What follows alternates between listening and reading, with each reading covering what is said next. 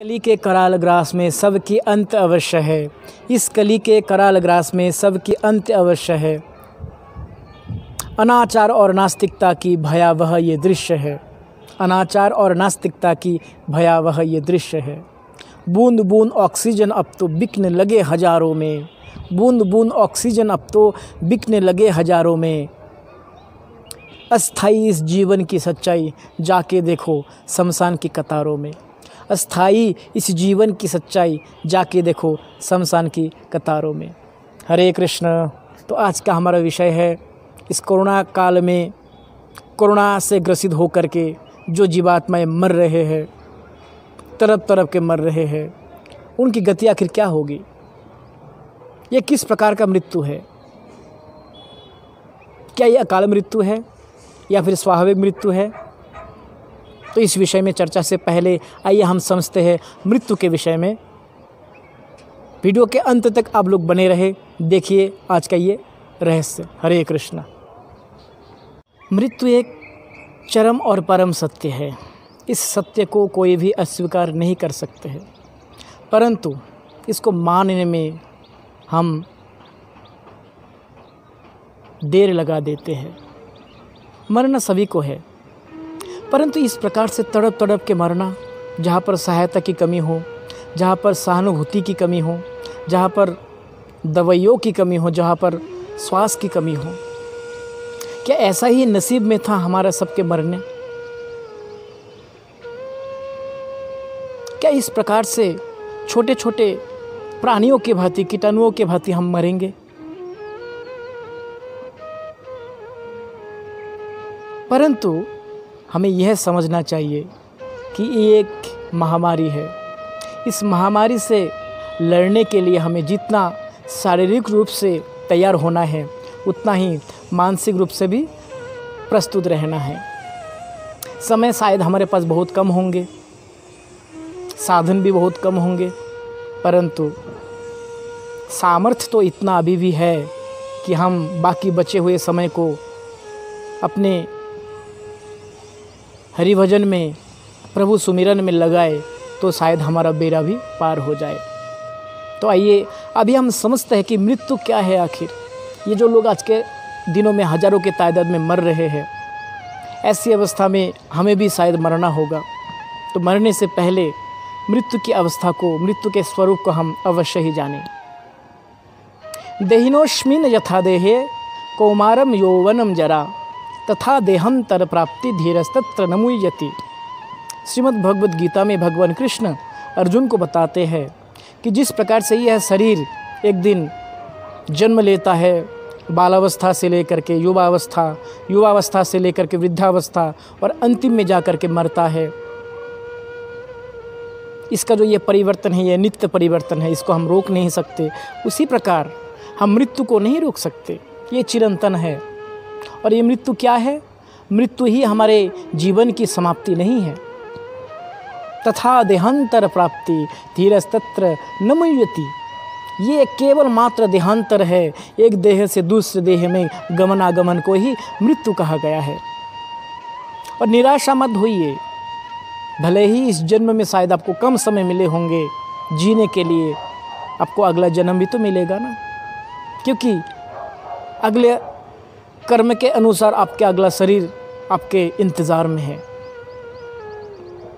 ये केवल मात्र एक देहांतर है, परंतु अगला शरीर कैसा होगा यह निर्धारण आप स्वयं करेंगे अपने कर्मों के माध्यम से। अगर आप अपने कर्मों के प्रति उदासीन हैं तो लकी ड्रॉ के हिसाब से अपने कर्मों के अनुसार आपको जैसी गति मिलेंगे उसको आपको स्वीकार करना पड़ेगा। परंतु अभी भी आपके हाथ में बहुत कुछ है कि आप अपने जीवन को सुधार करके, अपने कर्मों को सुधार करके आप भगवान के नित्य धाम में वापस जा सकते हो। परीक्षित महाराज को 7 दिन में सर्पदंशन के माध्यम से मृत्यु के अभिशाप मिला हुआ था, और जैसे ही उनको ये संदेश मिला कि 7 दिवस के अंदर ही आप सर्पदंशन से अकाल मृत्यु को ग्रहण करते हुए आप मर जाओगे, परीक्षित महाराज हमारी तरह घबराए नहीं, वे चिंतित नहीं हुए, वे परेशान नहीं हुए। उन्होंने संतों के पास जाकर के यही प्रार्थना किया है कि महाराज मेरे पास ज़्यादा समय तो नहीं है, परंतु जितना भी समय है मैं चाहता हूँ ये बचे कुछ दिनों को मैं अपने जीवन को सुधारने के लिए, मृत्यु को सुधारने के लिए काम में लगाऊँ। ऐसा कौन सा साधन है जो मैं ये 7 दिन में ही मैं अपनी चरम प्राप्ति, परम प्राप्ति, भगवत प्राप्ति को पा सकूं। तो उसी प्रकार हमारे साथ भी यही होने वाले हैं। हमारे पास भी शायद बहुत कम समय बचे हुए होंगे। ऐसी स्थिति में कोरोना से लड़ना तो है ही हमें शारीरिक रूप से, परंतु मृत्यु रूपी कोरोना से हमें मानसिक रूप से भी लड़ने के लिए तैयार होना पड़ेगा। आज के दिनों में अगर देखा जाए कि पूरे दुनिया में लगभग इस समय पूरी दुनिया में 15.11 करोड़ के लोग कोरोना से संक्रमित हैं और 31.79 लाख के पार लोग अब तक मर चुके हैं। करोड़ों के तादाद में लोग मर रहे हैं। ऐसे में हम भी मरेंगे, परंतु मरने से पहले अवश्य ही अपने मृत्यु को सुधार करके हम जा सकते हैं। शास्त्रों में मृत्यु के कई प्रकार बताए गए हैं। उनमें से बालारिष्ट, योगारिष्ट, अल्पायु, मध्यायु, दीर्घायु, दिव्यायु योग और अमित आयु।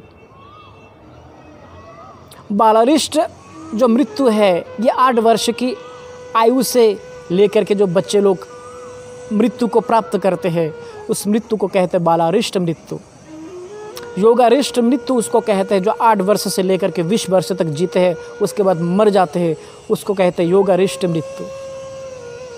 और यह मृत्यु तब होता है जब हमारे पिता माता किसी कुकर्म में लिप्त हो, तो उनके फलस्वरूप में हमें योगारिष्ट मृत्यु के माध्यम से मृत्यु को पाना होता है। अल्पायु जो 20 वर्ष से लेकर के 32 वर्ष तक के समय सीमा जीवन निकाल करके हम मर जाते हैं। मध्यायु 32 साल से लेकर के 64 वर्ष तक जब हम जीते हैं और उसके बाद मर जाते हैं उसको कहते हैं मध्यायु मृत्यु।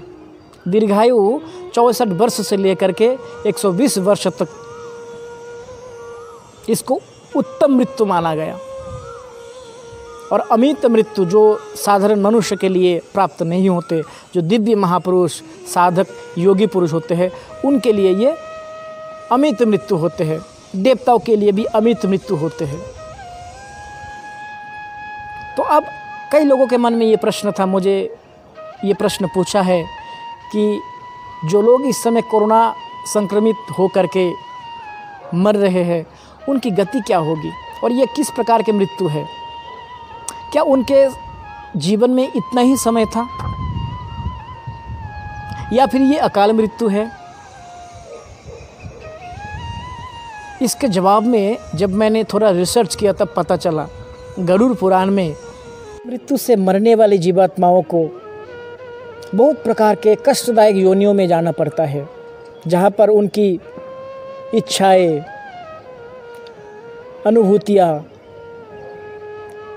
पिपाशा, तृष्णा ये सब अपूर्ण रह जाते हैं।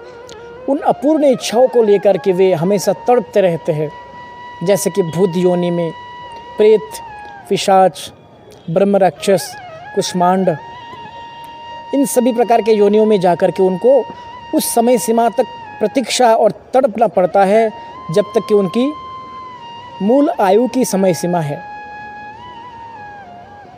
जब उनकी मूल आयु की समय सीमा समाप्त हो जाते हैं तब कहीं जाकर के उनके कर्म के अनुसार अगला शरीर उनको प्राप्त होते हैं। गरुड़ पुराण के एक अध्याय है, उस अध्याय में स्पष्ट रूप में लिखा है कि जो रोगग्रस्त अवस्था में, पीड़ित अवस्था में शरीर को त्याग देते हैं उस मृत्यु को अकाल मृत्यु में गिना गया। तो कोरोना रूपी महामारी में बहुत से लोग इस अकाल मृत्यु के शिकार हुए। अब प्रश्न ये है कि इस पैंडेमिक सिचुएशन में कई ऐसे लोग भी मरे जो अच्छे थे, जिन्होंने बहुत अच्छा कर्म किए थे, जो साधन भजन किए, हरिनाम किए, तो क्या उनका गति भी अकाल मृत्यु के हिसाब से ही होंगे? मृत्यु चिरंतन सत्य, ये सभी हम जानते हैं, परंतु हम सभी स्वाभाविक जीवों के भांति और महापुरुषों के जो मृत्यु है वह एक नहीं है, दोनों मृत्यु अलग अलग है। जो अपने शरीर को ही सर्वोपरि मान करके भोग दृष्टि से अधर्म आचरण के माध्यम से अपने जीवन को परिचालित किए, उनको तो अकाल मृत्यु का जो फल भोग है उसको पाना है ही, परंतु कई ऐसे महापुरुष भी इस पैंडेमिक के चलते भी दिव्य लोक को प्राप्त हुए, क्योंकि वो इस अवस्था में थे ही नहीं वो लोग कि ये मृत्यु है। उनके मन में, चित्त में, बुद्धि में, विवेक में हमेशा यही रहा कि मृत्यु तो मात्र केवल एक देहांतर है और हमारा जो चरम और परम लक्ष्य है वह तो भगवत चरण है। तो डिपेंड ये करता है कि मृत्यु के पूर्व पक्ष में, पूर्व क्षण में हमारी चिंतन की अवस्था क्या होती है, हम मृत्यु से पूर्व क्या सोचते हैं। अगर कोरोनाकालीन स्थिति में भी कोई प्रभु को स्मरण करते हुए इस शरीर को त्याग दिया है तो निश्चित तौर पर उनकी गति भगवत धाम होंगे, परंतु ये आसान नहीं है, ये अत्यंत दुर्लभ है।